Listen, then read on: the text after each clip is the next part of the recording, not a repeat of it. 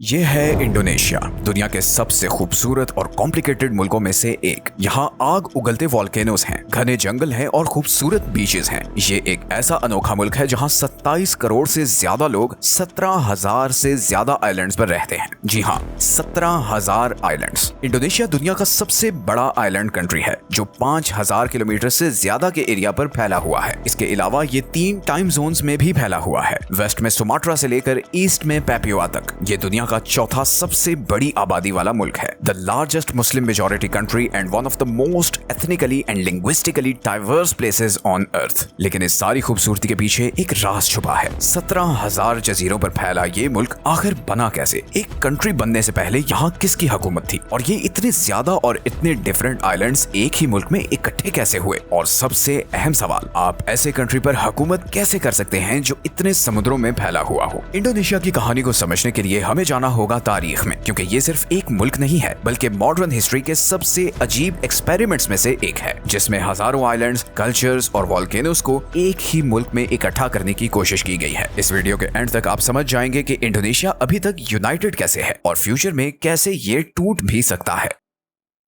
आज से कई 100 साल पहले ये सारे आइलैंड्स एशिया की सबसे अमीर और पावरफुल किंगडम्स का गढ़ थे। हजारों साल से लोग यहाँ पर कम्युनिटीज की शक्ल में रह रहे थे। वो यहाँ खेती बाड़ी करते थे और समुद्र के जरिए ट्रेड करते थे। ये आइलैंड्स भारत और चीन, दो पावरफुल सिविलाइजेशंस के बीच में थे और इसीलिए दोनों मुल्कों के ताजिर यहाँ से गुजरते थे और यहाँ के लोगों के साथ सोना, आइडियाज और इवन रिलीजियस आइडियोलॉजीज भी शेयर करते थे। वक्त के साथ ये जजीरे इतने अहम हो गए कि यहाँ बड़ी सल्तनतें कायम होना शुरू हो गई। इन्हीं में से एक थी सुमात्रा में मौजूद श्रीविजया किंगडम। 7वीं सदी के आसपास ये किंगडम एक पावरफुल ट्रेडिंग सेंटर बन गई, जो न सिर्फ सी रूट्स कंट्रोल करती थी बल्कि यहाँ से गुजरने वाली शिप्स से टैक्स भी लेती थी। ये किंगडम बुद्धिज्म का हब बन गई और सारी दुनिया से स्कॉलर्स यहाँ आने लगे। इसके बाद फिर 13th और 14th सेंचुरी में जावा में मजापाहित एम्पायर उभरी। ये एम्पायर बहुत सारे आइलैंड्स तक फैली हुई थी। मजापाहित अपने आर्ट, कंस्ट्रक्शन और गुड गवर्नेंस के लिए जानी जाती थी। यहाँ पर हिंदुइज्म फॉलो होता था और ये उस वक्त के साउथ ईस्ट एशिया की सबसे पावरफुल एम्पायर थी। लेकिन कोई भी एम्पायर हमेशा नहीं रहती। जैसे जैसे ट्रेड बढ़ता गया, नई पावर्स उभरने लगी और ये किंगडम्स कमजोर होने लगी। यहाँ के लोकल लीडर्स ने आपस में लड़ना शुरू कर दिया और फिर यहाँ पर आमद हुई इस्लाम की।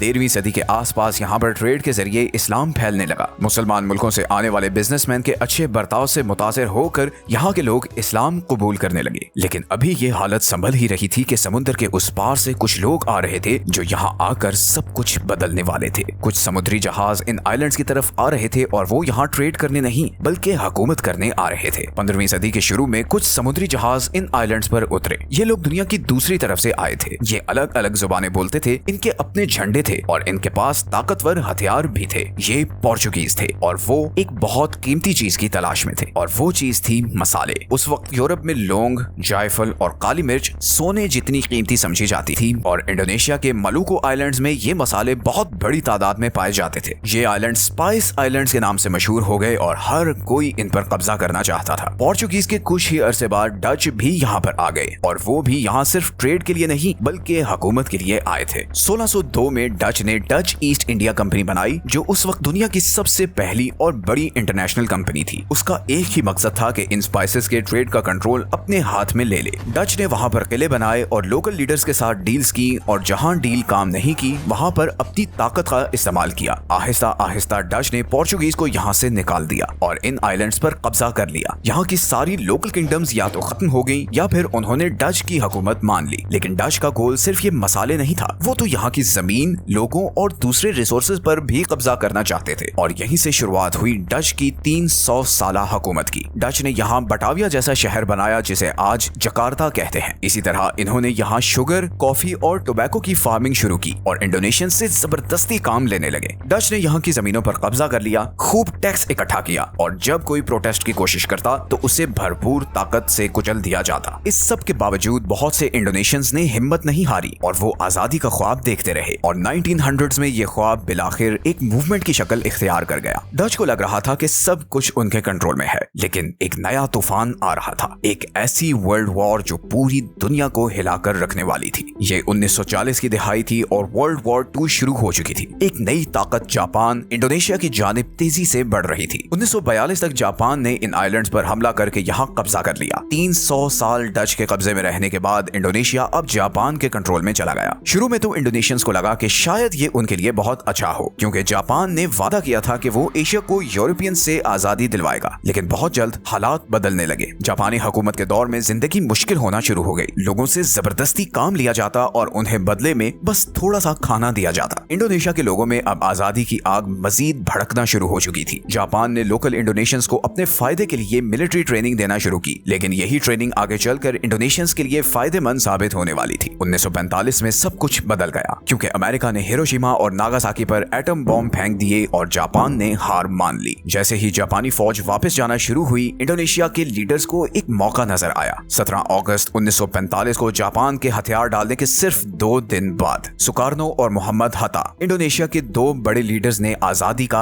ऐलान कर दिया। It was a brave move, लेकिन डच ने इस आजादी को मानने से इनकार कर दिया, क्योंकि जापान के जाने के बाद वो फिर से यहाँ का कंट्रोल लेना चाहते थे। इसके बाद 4 साल तक यहाँ जबरदस्त लड़ाई हुई, जिसे इंडोनेशियन नेशनल रेवोल्यूशन कहा जाता है। इस जंग में इंडोनेशियंस ने हथियारों और डिप्लोमेसी के साथ जबरदस्त तरीके से रेजिस्ट किया और दोबारा गुलाम बनने से इनकार कर दिया। आखिरकार 1949 में आलमी दबाव के बाद डच ने हार मान ली और यूं इंडोनेशिया आजाद हो गया। मगर आजादी हासिल करना तो शुरुआत थी। उन्हें अब एक ऐसा मुल्क चलाना था जिसमें 17,000 से ज्यादा जजीरे, बेशुमार कौमें और दर्जनों जुबानें बोली जाती थी। तो इंडोनेशियंस ने आजादी तो हासिल कर ली थी, लेकिन असल मुश्किल काम तो अभी बाकी था, और वो था इतने सारे लोगों को इकट्ठा रखना। ये कोई एक मुल्क या चंद सूबे नहीं थे। इंडोनेशिया एक बहुत बड़ा पजल था, जिसके 17,000 से ज्यादा आइलैंड्स 5,000 किलोमीटर के एरिया पर फैले हुए थे। इंडोनेशिया के कुछ आइलैंड्स बहुत बड़े हैं और वो लोगों से भरे हुए हैं, जैसे जावा आइलैंड, जिसमें इंडोनेशिया की आधी आबादी मतलब तकरीबन 14 करोड़ लोग रहते हैं। इसी तरह सुमाट्रा, सुलावेसी और कलिमंतन भी बड़े आइलैंड्स हैं, जिनके अपने कल्चर्स हैं। इसी तरह कई हजार छोटे छोटे आइलैंड्स हैं और हर किसी का अपना कल्चर, जबान और आइडेंटिटी है। अगर आप जानना चाहते हैं कि इंडोनेशिया कितना डाइवर्स है, तो जरा ये स्टैट्स देखें। यहाँ 700 से ज्यादा जुबानें बोली जाती हैं, 1300 से ज्यादा एथनिक ग्रुप्स रहते हैं। यहाँ पर इस्लाम, क्रिश्चियनिटी, हिंदुइज्म और बुद्धिज्म को मानने वाले लोग रहते हैं। तो फिर इतने डिफरेंट लोगों को एक ही मुल्क में कैसे जोड़ा गया है? इसी का जवाब ढूंढते हुए इंडोनेशिया के लीडर्स के जहन में एक आइडिया आया। उन्होंने एक नेशनल स्लोगन बनाया, भिन्नका तुंगल आइक्का, जिसका मतलब था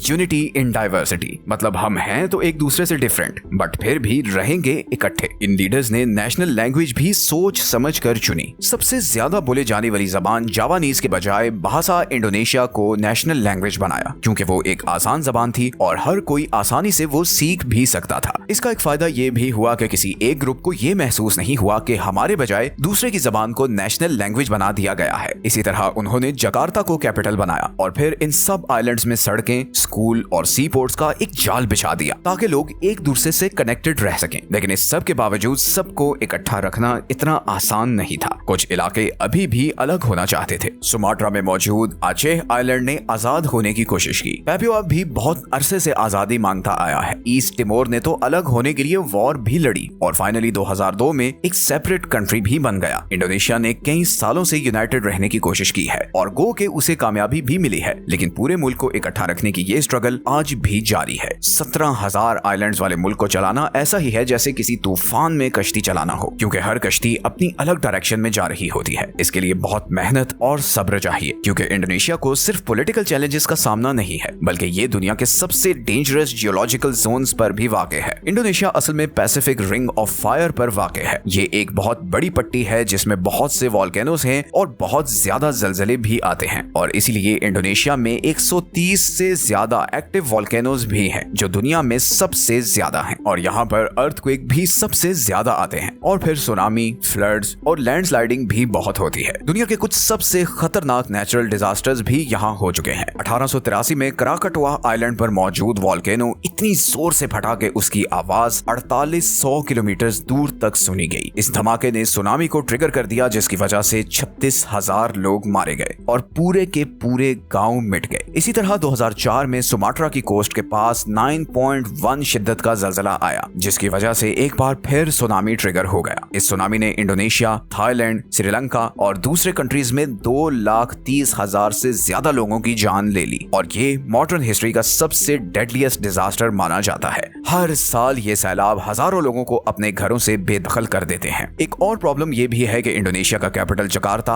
आहिस्ता आहिस्ता डूब रहा है। ये इसलिए हो रहा है कि लोग धड़ाधड़ ग्राउंड वाटर यूज कर रहे हैं और क्लाइमेट चेंज की वजह से सी लेवल बढ़ रहे हैं। कुछ जगहों पर तो ये शहर 25 सेंटीमीटर तक डूबता जा रहा है। इसी प्रॉब्लम को हल करने के लिए गवर्नमेंट ने एक न्यू कैपिटल बनाने का फैसला किया है, जिसका नाम होगा नुसांट्रा, और ये बोर्नियो आइलैंड पर होगा। इससे फिर डूबते हुए जकार्ता पर लोड कम होगा। मगर इन घने जंगलात में यह शहर बनाना कोई आसान काम नहीं है। इस पर अरबों डॉलर्स का खर्चा होगा और इसकी इन्वायरमेंटल कॉस्ट भी होगी। So nature in Indonesia is a double edged sword. वही वोल्केनोज जो खेतों की मिट्टी को फर्टाइल बनाते हैं, वही अचानक फट भी सकते हैं। वही समुद्र जो इन आइलैंड्स को जोड़े हुए हैं, एकदम बिगड़ भी सकते हैं। और वही गर्म मॉनसून का मौसम जिसकी वजह से ये घने जंगल हैं, वो फ्लड्स की सूरत में सब कुछ डबो भी सकता है। इसीलिए इंडोनेशियंस के लिए ये नेचुरल कैलामिटीज उनकी आइडेंटिटी बन गई हैं। और फिर जब आप एक ऐसे मुल्क को संभाल रहे हो जो 17,000 जजीरों में बटा हुआ हो, तो एक जगह से दूसरी जगह जाना ही सबसे बड़ा चैलेंज बन जाता है। ज्यादातर मुल्कों में सड़कें, हाईवेज या रेल के जरिए शहरों और देहात को जोड़ना आसान होता है, लेकिन इंडोनेशिया में बीच में हमेशा समुद्र आ जाता है। आप एक सूबे से दूसरे सूबे तक हाईवे नहीं बना सकते, क्योंकि अक्सर उन प्रोविंसेस के बीच में समुद्र होता है। लेकिन इवन एक ही आइलैंड पर भी कंस्ट्रक्शन करने में बहुत प्रॉब्लम्स होती हैं। फॉर एग्जांपल, पैपुआ में घने जंगल और ऊंचे ऊंचे पहाड़ हैं। कुछ गांव तो ऐसे हैं जहां सिर्फ एयरप्लेन या फिर घंटों ट्रैकिंग करके ही जाया जा सकता है, और कई जगहों पर तो रोड्स हैं ही नहीं। इसी तरह इंडोनेशिया के सबसे ज्यादा आबादी वाले आइलैंड जावा में इतनी ट्रैफिक होती है कि कई दफा सिर्फ 100 किलोमीटर का डिस्टेंस तय करने में भी 8 से 9 घंटे लग जाते हैं। और फिर कम्युनिकेशन के भी इश्यूज हैं। इंडोनेशिया के बहुत से आइलैंड्स में इंटरनेट और मोबाइल नेटवर्क्स की बहुत लिमिटेड एक्सेस है, और इसी वजह से वहां गवर्नेंस के बहुत इश्यूज हैं। कुछ आइलैंड्स में तो डॉक्टर पूरे महीने में सिर्फ एक बार आता है, और कई जगहों पर तो बच्चे बगैर बिजली वाले स्कूलों में पढ़ते हैं। इंडोनेशिया की 73% आबादी को इंटरनेट की एक्सेस है, जबकि बाकी तकरीबन 7 करोड़ लोग आज भी बगैर इंटरनेट के गुजारा कर रहे हैं। ये चीजें बड़े शहरों और गाँव में एक जबरदस्त फर्क पैदा करती हैं। बड़े शहर जैसे जकार्ता, सुराबाया और मेडैन वेल कनेक्टेड और डेवलप्ड हैं, जबकि नियास, फ्लोरेस और बुरू जैसे आइलैंड्स को देखकर लगता है कि जैसे गवर्नमेंट ने इन्हें बिल्कुल भुला दिया है। इंडोनेशियन गवर्नमेंट ने ये फर्क कम करने की बहुत कोशिश की है। उसने इन इलाकों में पोर्ट्स, एयरपोर्ट्स और हाईवेज बनाने की कोशिश की है, और इवन इंटरनेट को छोटे इलाकों तक पहुंचाने के लिए भी बिलियंस ऑफ डॉलर्स खर्चे हैं। लेकिन इतने ज्यादा आइलैंड्स तक ये फैसिलिटीज पहुंचाना बहुत ही ज्यादा मुश्किल काम है। इसीलिए जब लोग ये कहते हैं कि इंडोनेशिया को चलाना बहुत मुश्किल काम है, तो इसकी वजह सिर्फ पॉलिटिकल नहीं है, बल्कि ये ऐसी अजीब और मुश्किल ज्योग्राफी भी है। और फिर ऊपर से इंडोनेशिया में इतने कल्चर्स, लैंग्वेजेस और आइडेंटिटीज रहती हैं कि ये दुनिया का छोटा वर्जन लगता है। इंडोनेशिया में 1300 से ज्यादा एथनिक ग्रुप्स रहते हैं। इनमें सबसे बड़ा ग्रुप जावानीज है, जो कि पूरे इंडोनेशिया की आबादी का 40% है। इसी तरह और भी बहुत सी एथनिसिटीज हैं, जैसे सुडानीज, मादुरीज, बैलिनीज, बाटक, दायक और बुजिज वगैरह। और हर ग्रुप का अपना कल्चर, म्यूजिक, खाना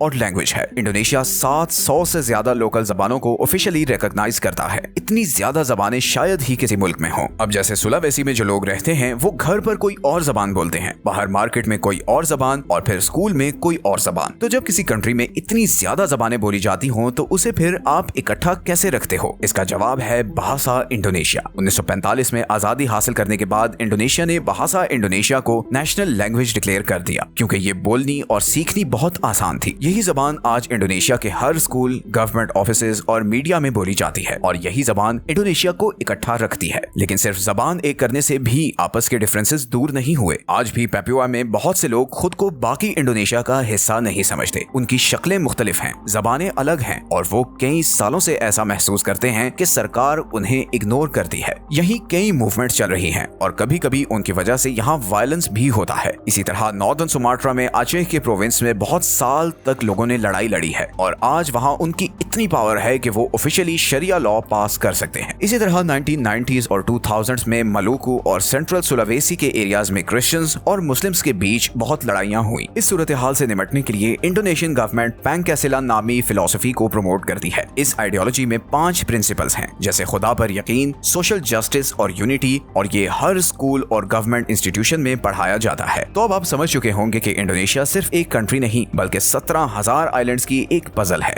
ये वॉल्केनोज और घने जंगलों की जमीन है। यहाँ कीमती मसाले हैं और कॉलोनियल दौर की यादें हैं। बाली के मंदिरों से लेकर जावा की मस्जिदों तक, और पैपुआ के घने जंगलों से लेकर सुमाट्रा के बीचेस एजेस तक इंडोनेशिया एक ऐसी पहेली है जिसे हिस्ट्री, ज्योग्राफी और हार्ड वर्क ने इकट्ठे जोड़ कर रखा हुआ है। लेकिन इंडोनेशिया के लिए शायद फ्यूचर में प्रॉब्लम्स बढ़ सकती हैं, स्पेशली जैसे जैसे उसके शहर डूब रहे हैं और फिर चाइना भी इन समुद्रों में अपनी प्रेजेंस बढ़ा रहा है। तो इंडोनेशिया पर हुकूमत करना मुश्किल काम तो है, but it was never meant to be easy. ये मुल्क बनाने वालों को पता था कि इस ज्योग्राफी और इतने सारे कल्चर्स और रिलीजन्स के लोगों को इकट्ठा रखने के लिए सिर्फ पॉलिटिक्स की नहीं बल्कि विजन और यूनिटी की जरूरत है, और उन्होंने ये करके भी दिखाया है। और इसीलिए इंडोनेशिया दुनिया के सबसे यूनिक और फैसिनेटिंग कंट्रीज में से एक है। वीडियो अच्छी लगी है तो इसे दूसरों के साथ शेयर जरूर करें। मिलते हैं नेक्स्ट वीडियो में एक और इंटरेस्टिंग टॉपिक के साथ। अपना ख्याल रखें। अल्लाह हाफिज।